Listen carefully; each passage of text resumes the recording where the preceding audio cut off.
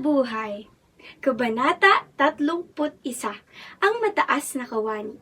Mga tauhan, Padre Camora, Padre Florentino, Benzaib, Basilio, Kapitan General, Isagani, Makaraig at ang mataas na kawani. Mga talasalitaan, nabunyag, nalaman, predikador, tagahatid ng mensahe sa simbahan o preacher. Pagsisikap, pagpupursigi, kawani, taong kabilang sa nagtatrabaho sa loob ng isang institusyon. Malubha, malala, alitan, pag-aaway. Sa tulong ng mamamahayag na si Benzaib, hindi lumabas sa mga pahayagan ang pagkamatay ni Huli. Tanging lumabas sa mga sirkulasyon ay ang kabutihan ng general. Nagawa-gawa lamang nila. Nakalaya na sa piitan sina Isagani at Makaraig. Si Basilio na lamang ang nasa loob ng bilangguan. May dumating na mataas na kawani at nais nitong palabasin si Basilio sa kulungan. Sinabi niyang mabuti si Basilio at sa katunayan ay malapit nang matapos sa kurso sa medisina. Gayunman, lalo lamang napahamak si Basilio sa sinabi ng kawani. Panay kasi ang pagtuligsa ng general sa mga sinasabi nito. Sinabihan ng kawani ang general na dapat itong matakot at mahiya sa bayan. Sabi naman ng general sa Espanya siya may utang na loob dahil sila ang nagbigay ng kapangyarihan at hindi ang mga Pilipino.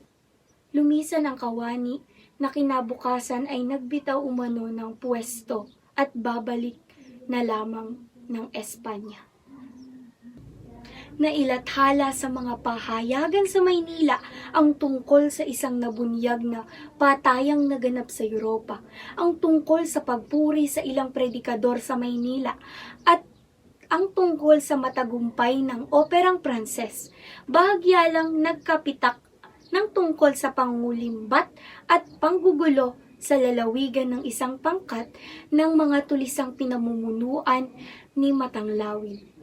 Ngunit kung ang nilooban ay isang kumbento, isang Kastila, may lalabas na mahabang latlahain, naglalarawan sa kakilakilabot na pangyayari. Ang nangyayari sa bayan ng Tiani ay hindi man lang nabanggit. Kung nagkaroon man ng bulong-bulungan, ito'y walang kalinawan at katiyakan.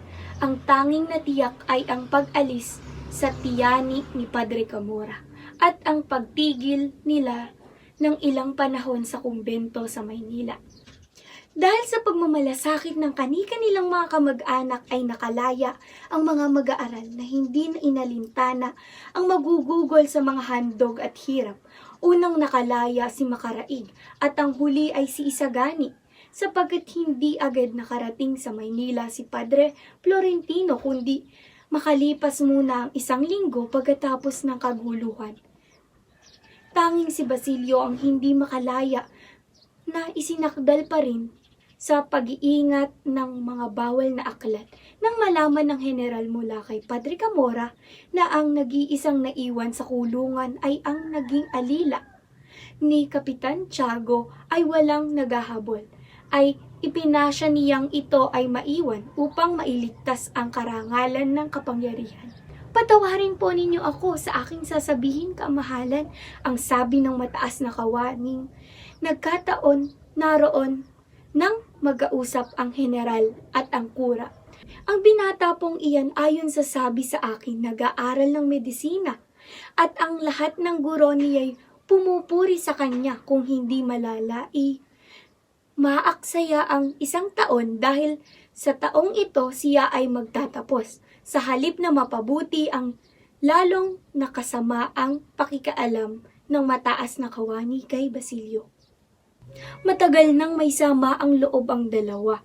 Sinabi ng general na lalong makakabuti kung patuloy na mapipiit si Basilio. Sa palagay ko po, ang binatang iyon ay walang kasalanan sa lahat. Ang maingat na pagtutol ng kawani. Nahulian siya ng mga aklat. Ang saad ng kalihim. Totoo, ang mga aklat sa medisina at mga polyetong isinulat ng mga Kastila. Bukod pa rito'y wala ang bintang iyan sa pasiterya ng inchik.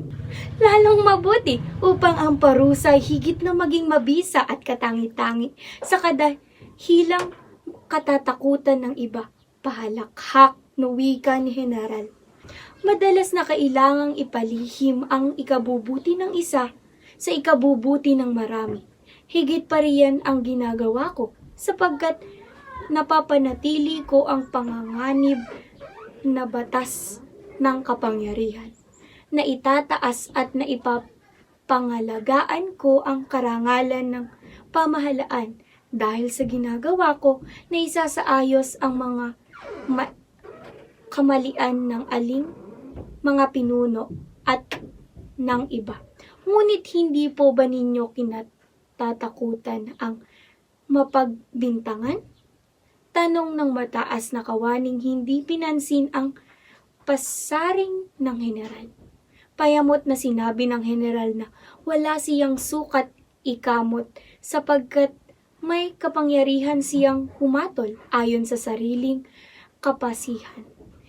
Hindi siya maaring isakdal ng isang alila sa hukuman. Ano ang mayroon sa akin ang bayan? Utang ko ba sa kanya ang aking katungkulan? Siya ba ang humirang sa akin? Isang maikling katahimikan ang sumunod. Nakatungo ang mataas na kawani. Namumutlang tinitingnan ang General at nanginginig na nagwika. Hindi nga kayo hinirang ng bayang Pilipino, kaya dapat ninyong pagpakitaan ng mabuti ang mga Pilipino, sapagkat nang pumarito kayo'y ipinangako ninyo ang makatarungang pamamahala. Nainis ang General at sinabing hindi niya pinipilit na makihati ang mga sinuman sa kanyang pananagutan. Hindi naibigan ng Kapitan General ang pagtatanggol ng mataas na kawani sa mga Pilipino, kaya tinanong niya kung aalis ang barko. Pangkoreyo, tinitigan lamang siya ng mataas na kawani pagkatapos nilisan niya ang palasyo. Naghihintay sa kanya ang mga karwahe kapag kayo'y nagkaroon ng kalayaan balang araw. Aniya sa Indyong nagbukas ng pintuan ng karwahe. Ay alalahanin ninyong sa Espanya'y may mga pusong tumibok para sa inyo at nagtanggol sa inyong mga karapatan. Saan po ang tungo natin? Ang tanong ng Indyong hindi siya maunawaan. Makaraan ang 2 oras ay nagharap ang mataas na kawani ng pagbibiti sa tungkulin at ipinagbatid ang kanyang pagbabalik sa Espanya sa unang barkong aalis. Dahilan upang hindi dapat makulong si Basilio ayon sa mataas na kawani. 1. Ang aklat ay tungkol sa medisina na ginagamit sa universidad.